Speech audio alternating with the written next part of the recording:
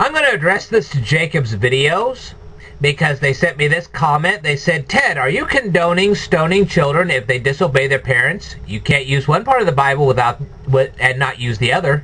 You're absolutely right. So let's go to Deuteronomy chapter 21, verses 18 through 21. And it says, if a man has a stubborn and rebellious son who will not obey the voice of his father or the voice of his mother, and who, when they have chastened him, will not heed them, then his father and his mother shall take hold of him and bring him out to the elders of his city, to the gate of his city. And they shall say to the elders of his city, this son of ours is stubborn and rebellious. He will not obey our voice. He is a glutton and a drunkard. Then all the men in the city shall stone him to death with stones. So you shall put away the evil from among you, and all Israel shall hear and fear. Okay. Point number one you should remember. This is about Moses in the wilderness. There are no psychologists and no jails. Okay, we didn't have any portable jails at this point. Okay. Number two. Who is this kid? Is this the 9-year-old that sits there, I'm not going to eat my cereal? Okay. This 9-year-old, what you do, you don't beat him to death. You don't have to. You just take a belt, take him to the back, hit him one time on the buttocks, and say, now you are going to eat your cereal. If he still refuses to eat it after that, fine. Say, you ain't eating another thing until you eat that cereal. And if he gets really rebellious, you send him to bed without supper. When he gets hungry enough, he will eat. And if he gets to the point where he's just going to pass out, let him pass out. Then you can throw him in the hospital. They'll give him an intravenous. You can tell the people what he did. And then they can give him a psychologist. And they'll get him to eat. I promise you. So, before you get into this, oh, you condone capital punishment of little kids. I only condone what God condones. Not all this, oh, we're going to beat the kid. I don't condone beating kids, and I certainly don't condone massively starving kids to the point you make them anorexic and kill them. Okay, that's not what I'm condoning here at all. So don't get that idea. One missed meal by a kid that's probably overweight to begin with is not going to kill them. They'll get real tough with you. They'll get real angry with you. But it won't kill them. That's not child abuse. Listen, you're only required by law to put a meal in front of them. You're not required to stuff it down their throat. The day we get to the point where we have to stuff it down their throat, it's the day that the United States ceases to be the United States and we become a socialist state. Okay? You put that food down in front of him, he doesn't need it. That's his problem, not yours. And any psychologist who tells you otherwise is an absolute idiot. If they remove the kid out of your house because of that, you need to take him to court and sue the hell out of them. Because they have no right to take a kid out of your house because that kid got rebellious and decided not to eat the food you put in front of him. As long as it's a decent meal, that's their problem. If you have to, take the kid to a psychologist and make the kid eat. Say, look, if you're going to try to remove my house, then why don't you first show me how to get that kid to eat, because he won't eat what I tell him to eat. You think it's all my problem? Fine, you get the kid to eat. Dump it on their laps. The government wants that on their laps? Fine, let's dump it on their laps. Say, you solve the problem. Don't tell me to try to solve it, you solve it. So, do I condone a single slap on the butt with a belt if the kid gets rebellious? Yes, I do. Do I condone sending the kid to bed without supper once in a great moon, just to get him to the point where he'll appreciate what he eats? I do. The government has a problem with that. That's too bad. The Bible condones such things, so there you go. I go by God's law. Anyway, that's not the kid we're talking about here. That's not this kid at all. Alright, so who is this kid? This is a teenager, probably about 16, 17 years old. Notice, it says, he is a glutton and a drunkard. Glutton. What does that mean? He's probably stealing the family fortune. Okay, this would be the family pool of money that's supposed to keep the family supported.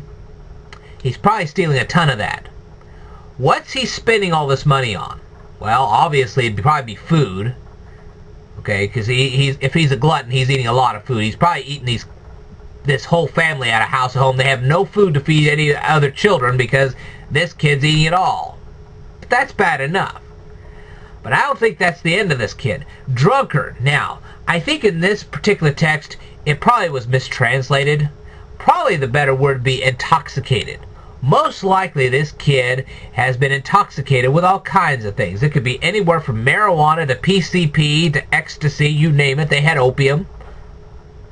He's probably very intoxicated. He's probably also a very violent kid because he's intoxicated with those kind of substances. And because he had to get all this stuff from a supplier, he's probably getting this from very dangerous people who could put the entire family in danger. So that's the kid we're talking about. Now, what did they do first? Did they just immediately take this kid to the elders of the town? No. First, the kid will not obey the voice of his father or the voice of his mother. That means the father and mother have both chastened him, and he won't obey either one. Okay? And they've chastened him all right, and he won't obey either one. Okay? Then the mother and the father together. Now, have you ever seen a mother and a father together agree on much of anything? Trust me, to get those two to agree on much of anything is a real task. They've finally agreed that if they don't do what they have to do with this kid, he's going to literally endanger the entire family. It'd be better to get rid of one kid than lose all of your kids. Trust me on that. They're sitting there going, man, if we don't do something about this kid, he's going to get us all killed. One of these days, somebody's going to walk into our house, they're going to kill him, and they're going to kill all of us at the same time.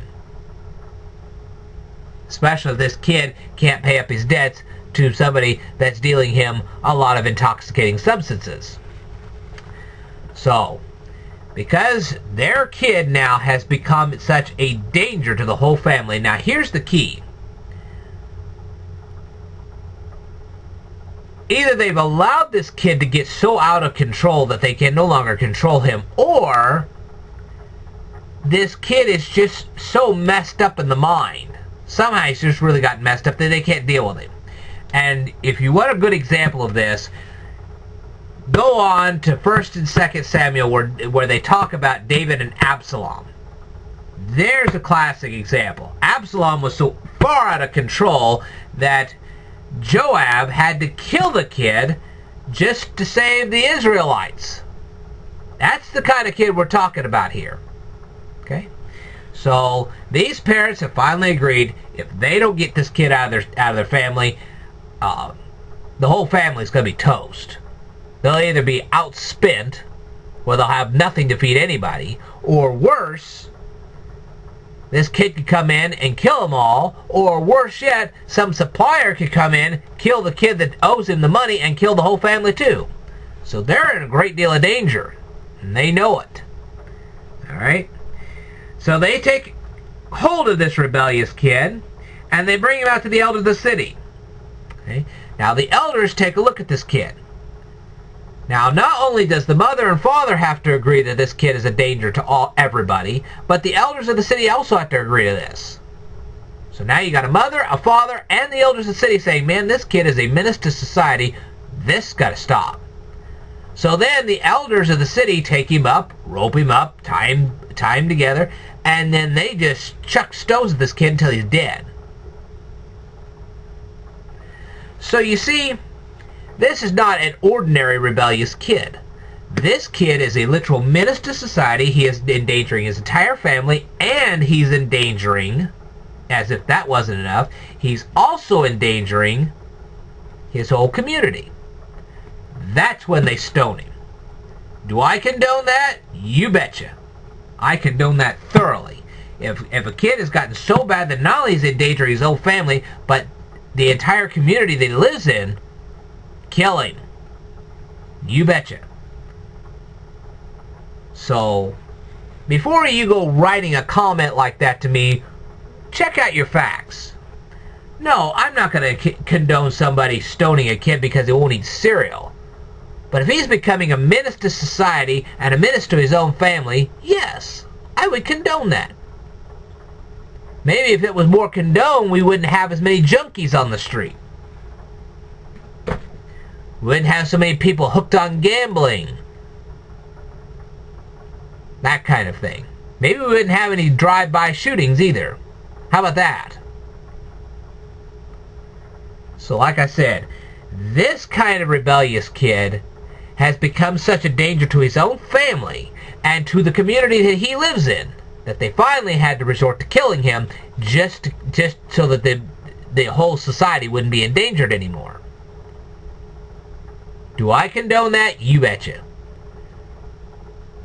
And if you're standing there saying you don't, well, all more power to you. Alright, so hopefully that answered your question. I will tell you more in a future video, so stay tuned.